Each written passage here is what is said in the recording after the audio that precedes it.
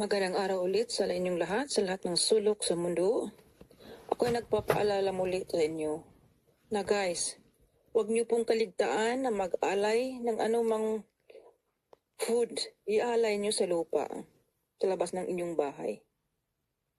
At isang basong tubig. Ialay niyo para sa taong lupa upang kayo'y laging mapayapa ang paglalakbay niyo kahit saan kayo tutungo. Na hindi katulad sa mga taong mahilig magmotor dyan.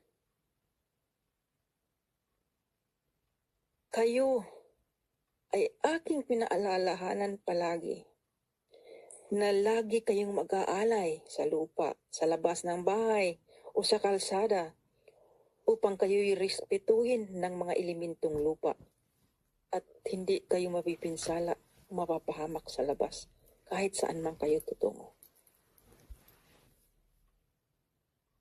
Dahil tayo ay hindi nag-iisa sa mundo. Maraming mga elementos, spiritus, na nagmamasid sa atin.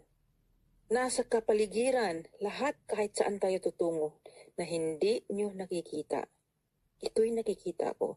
Kaya binabahagi ko po ito sa inyo upang hindi kayo mapahamak at ganun din sa ating mga kapatiran na naglalakbay sa buong mundo. Sana'y bahagi nyo ito para makatulong din kayo. Maraming salamat po. Mabuhay. Kamahalan.